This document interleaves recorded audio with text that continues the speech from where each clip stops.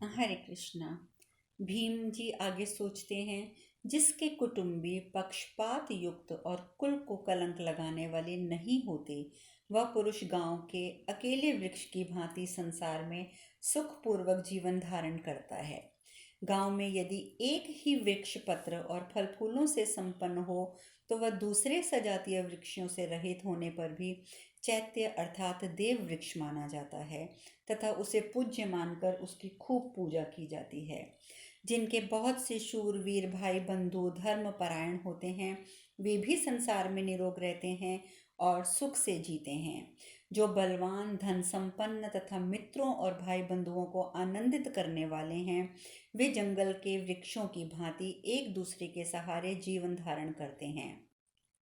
दुरात्मा धृतराष्ट्र और उसके पुत्रों ने तो हमें घर से ही निकाल दिया और जलाने की भी चेष्टा की, परंतु किसी तरह भाग्य के भरोसे हम बच गए। आज उस अग्निदाह से मुक्त हो हम इस वृक्ष के नीचे आश्रय ले रहे हैं। हमें किस दिशा में जाना है इसका भी पता नहीं है। हम भारी से भारी कष्ट उठा रहे हैं। ओ दुर्बुद्धि अल्पदर्शी धृष्ट कुमार दुर्योधन, आज तेरी कामना पूर्ण हुई। निश्चय ही देवता तुझ पर प्रसन्न हैं। तभी तो राजा युधिष्ठिर मुझे तेरा वध करने की आज्ञा नहीं दे रहे हैं। दुर्मते, यही कारण है कि तू अब तक जी रहा है। रे पापाचारी, मैं आज ही जाकर कुपित हो मंत्रियों, कर्ण, छोटे भाई और शकुनी सहित तुझे यमलोक भेज सकता हूँ, किंतु क्या करूँ? पांडव श्रेष्ठ धर्मात्मा युधिष्ठिर तुझ पर कोप नहीं कर रहे हैं। यों कहकर महाबाहु भीम मन ही मन क्रोध से जलते और हाथ से हाथ मलते हुए दीन भाव से लंबी लंबी सांसें खींचने लगे। बुझी हुई लपटों वाली अग्नि की भांति दीन हृदय होकर वे पुनः धरती पर सोए हुए भाइयों की ओर देखने लगे। उनके वे सभी भाई साधारण लोगों की भांति भूमि पर ही निश्चिंतता पूर्वक सो रहे थे। उस समय भीम इस प्रकार विचार करने लगे, अहो, इस वन में थोड़ी ही दूरी पर कोई नगर दिखाई देता है, जबकि जागना चाहिए। ऐसे समय में मेरे ये भाई सो रहे हैं। अच्छा, मैं स्वयं ही जागरण करूं। थकावट दूर होने पर जब ये नींद से उठेंगे तभी पानी पिएंगे। ऐसा निश्चय करके भीमसेन स्वयं उस समय जागरण करने लगे। इस प्रकार भीमसेन के जल लाने के संबंध में रखने वाला 150वां अध्याय आज पूर्ण हुआ। वैशंपायन जी आगे बताते हैं, जन्मेजय, जहाँ पांडव कुंती सहित सो रहे थे, उस वन में थोड़ी दूर पर एक शाल वृक्ष का आश्रय लेकर हिडम्ब नाम का राक्षस रहता था। वह बड़ा क्रूर और मनुष्य मांस खाने वाला था। उसका बल और पराक्रम महान था। वह वर्षा काल के मेघ की भांति काला था। उसकी आंखें भूरे रंग की थी और आकृति से क्रूरता टपकती थी। उसका मुख बड़ी बड़ी दाढ़ों के कारण विकराल दिखाई देता था। वह भूख से पीड़ित था और मांस मिलने पर ही आशा रखकर बैठा था। उसके नितंब और पेट लंबे थे। दाढ़ी, मूछ और सिर के बाल लाल रंग के थे। उसका गला और कंधे महान वृक्ष के समान जान पड़ते थे। दोनों कान भाले के समान लंबे और नुकीले थे। वह देखने में बहुत ही भयानक था। देवेच्छा से उसकी दृष्टि उन महारथी पांडवों पर पड़ी। बेडौल रूप और भूरी आंखों वाला वह विकराल राक्षस देखने में बड़ा डरावना था। भूख से व्याकुल होकर वह कच्चा मांस खाना चाहता था। उसने अकस्मात पांडवों को देख लिया। तब उंगलियों को ऊपर उठाकर सिर के रूखे बालों को खुजलाता और फटकारता हुआ वह विशाल मुख वाला राक्षस पांडवों की ओर बार बार देखकर जम्हाई लेने लगा। मनुष्य का मांस मिलने की संभावना से उसे बहुत हर्ष हो रहा था। वह महाबली विशालकाय राक्षस ने मनुष्य की गंध पाकर अपनी बहन से कहा, आज बहुत दिनों के बाद ऐसा भोजन मिला है जो मुझे प्रिय है। मेरी इस समय जीभ से लार टपक रही है और बड़े सुख से लप लप कर रही है।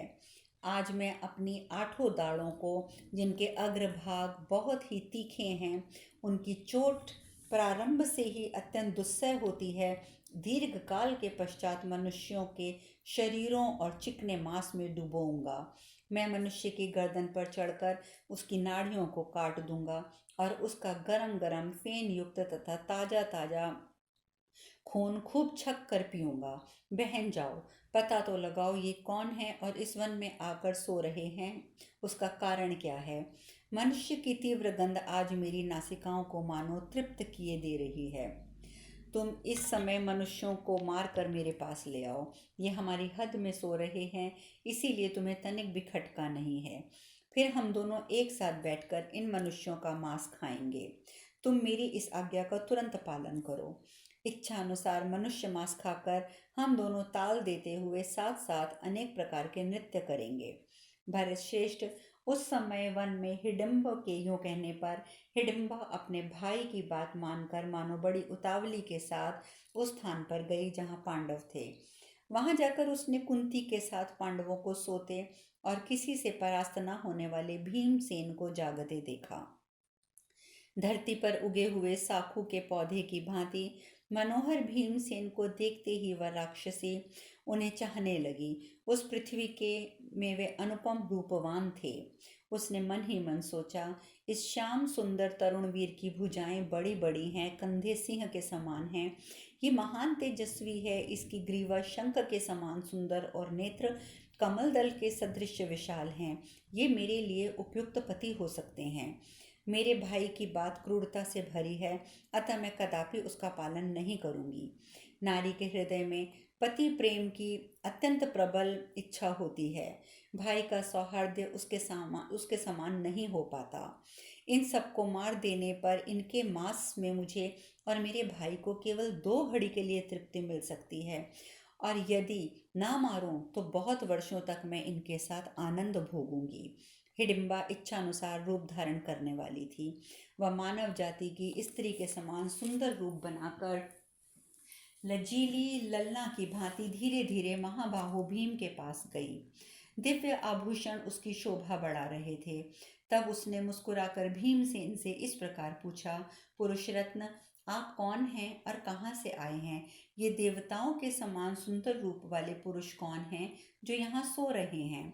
और अनग, ये सबसे बड़ी उम्र वाली श्यामा सुकुमारी देवी आपकी कौन लगती हैं, जो इस वन में आकर भी ऐसे निशंक होकर सो रही हैं, मानो अपने घर में हो। इन्हें यह पता नहीं है कि ये गहन वन राक्षसों का निवास स्थान है। यहाँ हिडिंब नाम का पापात्मक राक्षस रहता है। वह मेरा भाई है। उस राक्षस के दुष्ट भाव ने उसने मुझे यहाँ भेजा है। देवपवन वीर, वह आप लोगों का मांस खाना चाहता है। आपका तेज देव कुमारों सा है। मैं आपको देखकर अब दूसरे को अपना पति बनाना नहीं चाहूंगी। मैं ये सच्ची बात आपसे कह रही हूँ। धर्मज्ञ, इस बात को समझकर आप मेरे प्रति उचित बर्ताव कीजिए। मेरे तन मन को कामदेव ने मथ डाला है। मैं आपकी सेविका हूँ, आप मुझे स्वीकार कीजिए। महाबाहो, मैं इस नरभक्षी राक्षस से आपकी रक्षा करूंगी। हम दोनों पर्वत की दुर्गम कंदराओं में निवास करेंगे। अनग, आप मेरे पति हो जाइए। वीर, आपका भला चाहती हूँ। कहीं ऐसा ना हो कि आपके ठुकराने से मेरे प्राण ही मुझे छोड़कर चले जाएं। शत्रुदमन, यदि आपने मुझे त्याग दिया तो मैं कदापि जीवित नहीं रह सकती। मैं आकाश में विचरने वाली हूँ, जहाँ इच्छा हो वहीं विचरण कर सकती हूँ। आप मेरे साथ भिन्न भिन्न लोकों और प्रदेशों में विहार करके अनुपम प्रसन्नता प्राप्त करेंगे। भीमसेन बोले, राक्षसी, ये मेरे ज्येष्ठ भ्राता हैं, जो मेरे लिए परम सम्मानीय गुरु हैं। इन्होंने अभी तक विवाह नहीं किया है। ऐसी दशा में मैं तुझसे विवाह करके किसी प्रकार कविता नहीं बनना चाहता। कौन ऐसा मनुष्य होगा जो इस जगत में सामर्थ्यशाली होते हुए भी सुखपूर्वक सोए हुए इन बंधुओं को, माता को और बड़े भ्राता को किसी प्रकार आरक्षित छोड़कर जा सके? मुझ जैसा कौन पुरुष काम पीड़ित की भांति इन सोए हुए भाइयों और माता को राक्षस का भोजन बनाकर अन्यत्र जा सकता है? राक्षसी ने कहा, आपको जो प्रिय लगे मैं वही करूंगी। आप इन सब लोगों को जगा दीजिए। मैं इच्छानुसार उस मनुष्य भक्षी राक्षस से इन सबको छुड़ा लूंगी। भीमसेन ने कहा, राक्षसी, मेरे भाई और माता इस वन में सुखपूर्वक सो रहे हैं। तुम्हारे दुरात्मा भाई के भय से मैं इन्हें जगाऊंगा नहीं।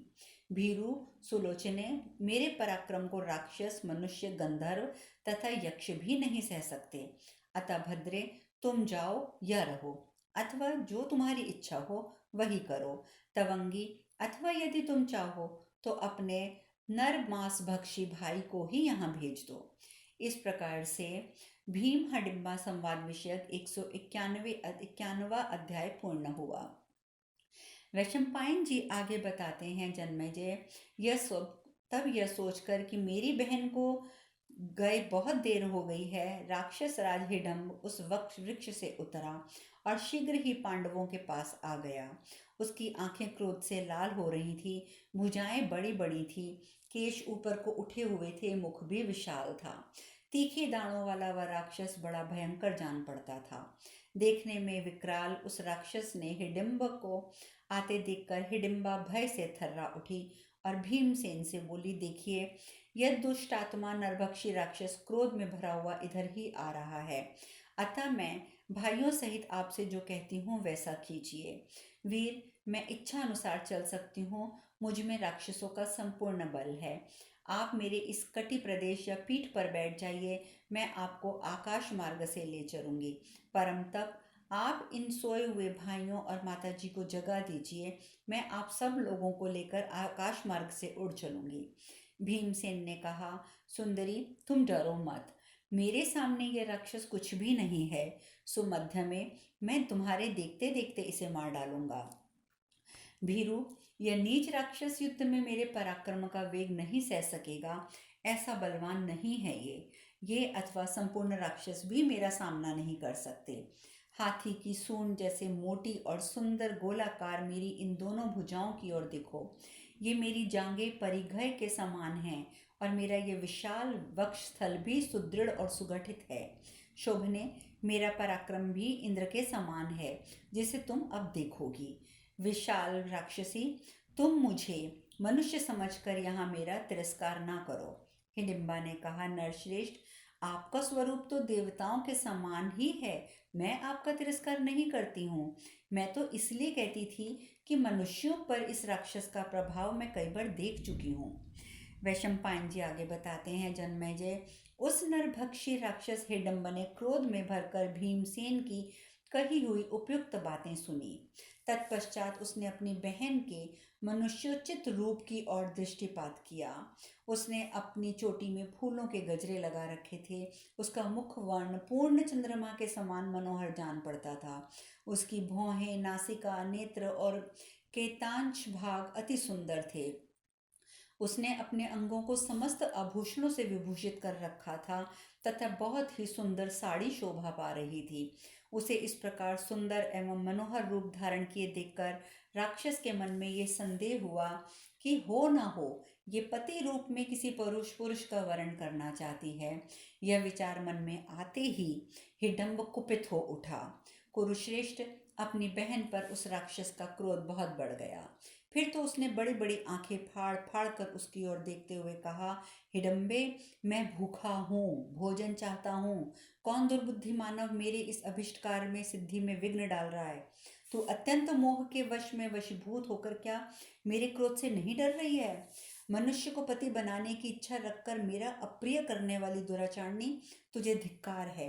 तू पूर्ववर्ती संपूर्ण राक्षस राज के कुल में कलंक लगाने वाली है। जिन लोगों का आश्रय लेकर तूने मेरा महान अप्रिय कार्य किया है, यह देख, मैं इन सबको आज तेरे साथ ही मार डालता हूँ। हिडिंबा से यूं कहकर लाल लाल आंखें किए हिडिंब दांतों से पीसता, किटकिट करके पीसता हुआ हिडिंबा और पांडवों का वध करने की इच्छा से उनकी ओर झपटा। योद्धाओं में श्रेष्ठ तपस्वी भीम उसे इस प्रकार हिडिंबा पर टूटते देखकर उसकी भर्त्सना करते हुए बोले, अरे खड़ा रह, खड़ा रह।